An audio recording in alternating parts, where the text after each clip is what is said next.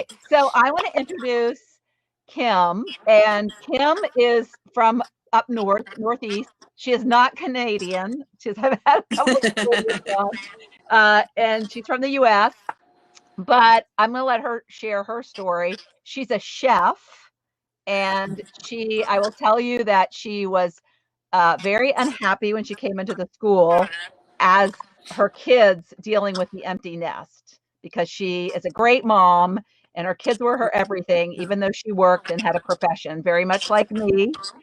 But you have one more kid than me. So I'm single and was pretty much the parent while they were growing up. So it's quite and I kind of got the feeling that it was like your place that everybody wanted to hang out at too. Yes. Yeah. So let's go back in time to October, and I think you were in my workshop. Yes, So you did the experience a lot of. Okay, so tell us where you were and what was going on with you. So back in October, my daughter had been out of the house for the second time. She had gone to college. That was really tough. She's the baby of 3. As Lori said, I have 3 kids, and they're all grown up and moved out. So in October had been just about a year that she had been out, moved in with her boyfriend. And I was living in this great little house on a lake, all by myself and feeling very isolated, very much alone. My kids are 15 and 16 months apart, so they're very close in age. So our house was a house that everybody came to. We had football parties. They all wanted to come to our house for football pasta parties or soccer pasta parties. And we had this huge table that could fit 12 people. And I have pictures of them doing their graduation hats together at the table and stuff like that. So to go from a house of chaos to a house where it's just me and my dog, as Lori can attest, she's quite active, was really difficult for me. And I really felt like I didn't have anything else to do. And I found Lori's workshop and did the workshop. And at the point where I started the workshop, I felt like I would get up. I'm a pastry chef. I would get up in the morning, go to work, come home, and go to bed and get up and do it all over again. And I thought, I'm 52 years old. This is how it's going to be for the rest of my life. Like, my job was to always be a mom. And now I'm still a mom. I still am with my kids, but they don't need me in the same way that they did before. So what am I going to do to fill my time? And Lori's workshop definitely sparked something in me. And I remember talking to my daughter and saying, she offers this school, and I really think that I should do it, because I really think that, and my daughter agreed. She said, Mom, I think this would be really good for you. So I did this. I joined the S.P.A.R.K school. And during the S.P.A.R.K school, we did. Yeah, and let me back up, because I think I got the feeling for you that you were a little, I don't know, like, I'm super extroverted, but I just felt that you like held back a little bit in the beginning, because it was like, or it's kind of hard to be vulnerable with strangers, and that's what kind of everybody was a stranger. Right. So did you feel that sense of like, I'm not sure if I want to say much? I did. And I honestly felt like, well, there were times definitely that I would feel like, is this just all in my head, that I think that I can do something more? Am I just wishing and hoping that there's more? Because there were other ladies in the group that definitely seemed it clicked faster with them. And I just really didn't know what my purpose was and what I was going to do. And I kept thinking, doubting myself and wondering if I was in the right place, if I had done the right thing. And I knew that I was, but it was really hard. And to hear these girls make, some people would make giant leaps from week to week. And I just felt like, ugh, am I really? Well, and the thing that I want to address there is, I think that we are always judging ourselves more critically. Definitely. Because I think you see somebody else like, oh my gosh, she's moving so much further ahead. But in reality, maybe not. We just think, oh, I'm so behind. What and we have these expectations for ourselves. So one of the things I wanted to talk about was, you had a big breakthrough, because I really want to emphasize the importance of having a coach in this process, because it's not just doing the coursework. It's like, and I remember what you said on that coaching call. And you said, I'm procrastinating. Yes. And So I Lori can't, hit yeah, us up with the question. yeah. So tell me your biggest breakthrough this week and what you've accomplished this week. And I went, oh, well, I didn't know we were going to get quizzed on this. Like, I'm not prepared for this. I didn't. And I had, I would listen to the coaching calls. I work a lot. So I would listen to the coaching calls back on my ride into work and my ride home. And then I would listen to some of, the work that we would need to do, the videos. I would listen to them in the car, so that I would listen to them several times. And then I would come home and listen to them and do the homework associated with it. Didn't take a long time, but just more thought-provoking homework. And I got stuck. And so when Lori asked that question, and it had been a couple weeks, and I just felt like and honestly, I know why. At this point in my journey, I know why I got stuck, and I know why I was procrastinating. But when Lori asked, and she said to me, she made me find the answer. She kept saying, why? And it sounds like such a simple question, but I sat there going, I have no idea. What is she asking me this question for? Why am I being put on the spot? But it really made me dig deeper, and really brought out a lot of what had been going on from my childhood, and feeling like I was never good enough, and feeling like I couldn't accomplish. I had opened a bakery that closed, and I felt like it was a failure. On this side of it, I feel like I learned a lot of lessons from it. And every step of the way, whether it's a positive or a negative path that you take, and Lori really taught us this, you turn your negatives into positives, and you look at what you can learn from them. So I think that's really huge, and also made me realize that all of these procrastinations and thoughts that I had were just because I was feeling like I was never good enough. But that was what other people would say. It came from my parents. My brother was always the favorite child, who was the younger child. So I held that, and I had never really thought about how much that affected my life, and how much that affected my progress in life, until Lori kept digging why that day. And yeah, and it's hard too as a coach to let you struggle like that. But what happens is we do know, but we don't go far enough. right, It's so easy to say, I don't know. It's just me, because right, I'm effed up, or whatever word you want to use. And then you realize, and that I just saw it come. I mean, I saw you, and you're like, it's like when you realize it's not me, it's right, that conditioning that I had. And right, that is what's so powerful. And that freed you because you weren't doing the work. right. Yeah. Exactly. And I think it's also like your inner being, your inner child, whatever, trying to protect you Yeah. from not wanting to face it. But once you face it, it's huge, because you realize it's just words, and it's not true. Well, by procrastinating, you are making your parents right. Correct. Yeah. Right. And that was where you always lived from, that place. So that was Exactly. just so crazy. So crazy. Right. Yeah. Yeah. And so, that was one thing that I thought was really powerful for you. And then after that, it was like, whoosh, I mean, I feel like that kind of like lit some, that like was a spark lighting moment. But then you have this like passion for, you've had problems in your past. So this is where it all ties in a lot of times to what we've done in the past, through maybe an experience that we had, and you've had some gut health issues, Yes. and Yep. and you know a lot, and you're a Correct. chef. You're a chef. So you kind of like Yes. know a lot, I'm a even though you pastry hate, chef. even though you Yes. don't really like your job. But this Right. is another example of kind of a different way of finding what but a different model and of that.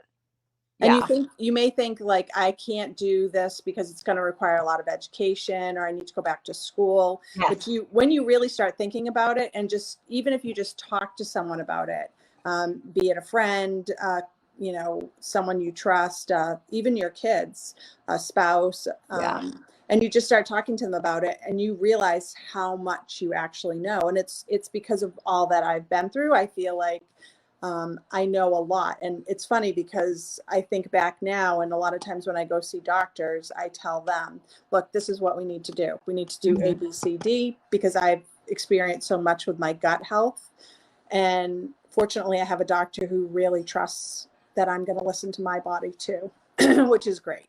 So, Yeah. but you Yeah. don't realize how much you actually know. You think you need the degree, the certificate, but Yeah, I was like, oh, I don't want to go back to college. That right. stopped me for a long time. But I Yeah. did. I had an associate's degree in pastry and went back to school at 48 and got my Mm, degree at 50. So I got my mm. bachelor's degree at 50 in business, because I thought I needed the degree, and you don't need the degree. Yeah, You and the other to thing you had to, yeah, the other thing you had too is you had the failed business. You were with a partner.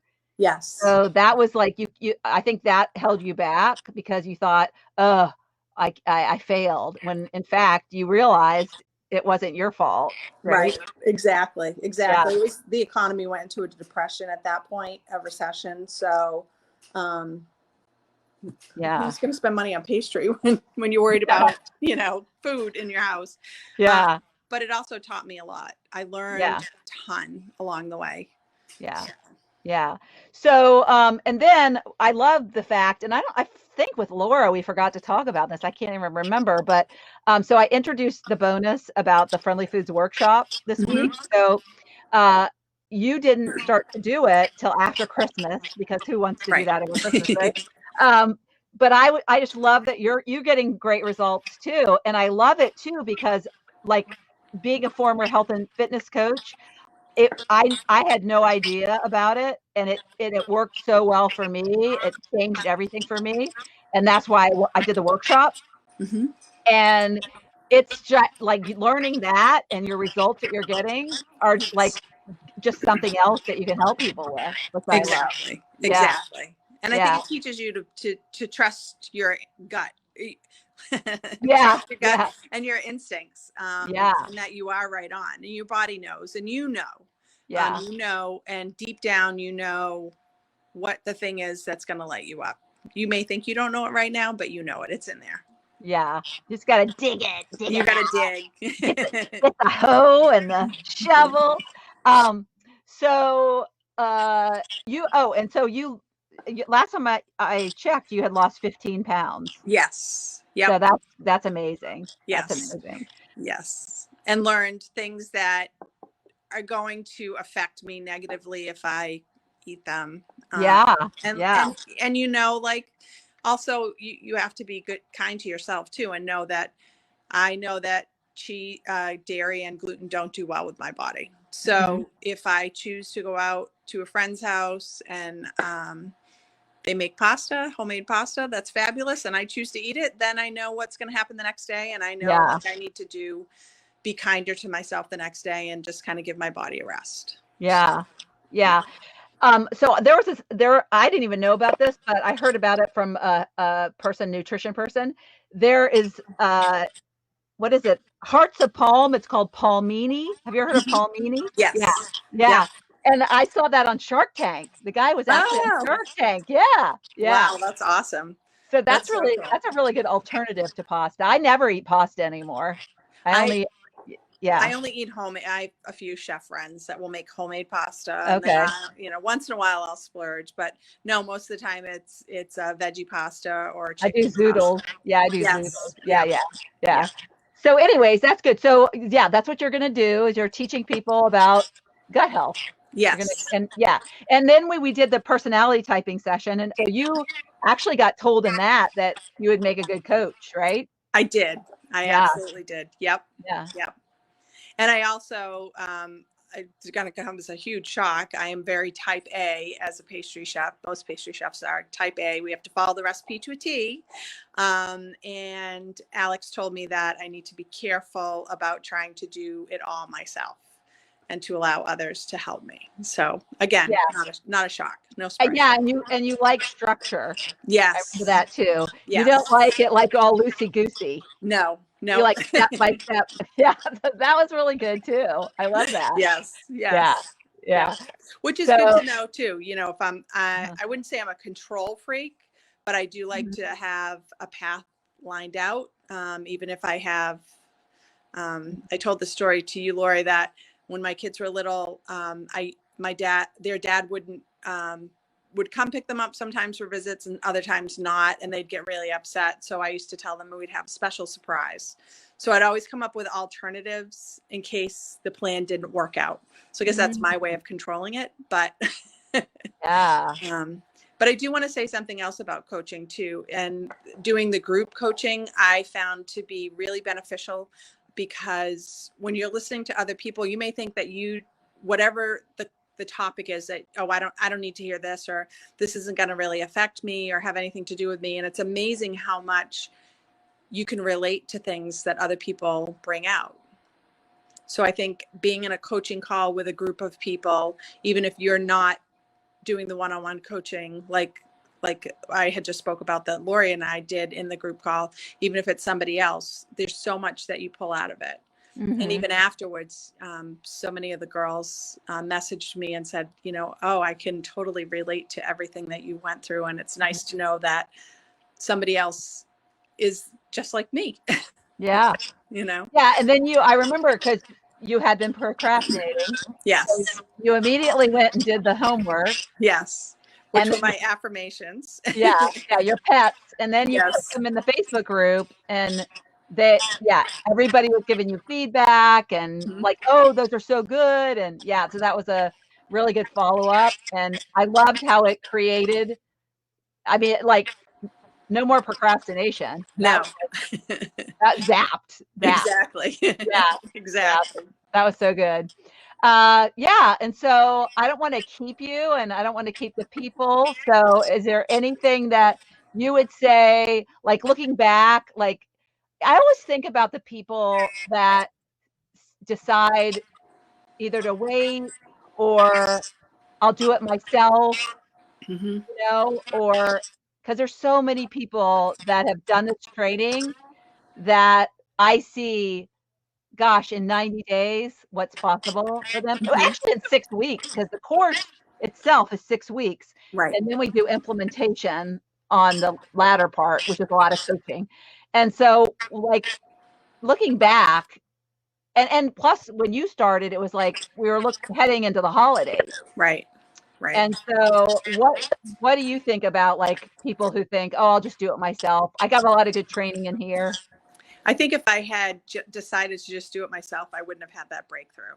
Yeah. And I also think, like I said, you get a lot of good feedback from other people and good ideas. And I think I definitely would have procrastinated, and I wouldn't have had the push to go further. Yeah. For sure. Yeah. I think too, you still would have been thinking it's all your fault. Right. And I look at it as an investment in myself, and aren't I worth it? Yeah. Like, yeah.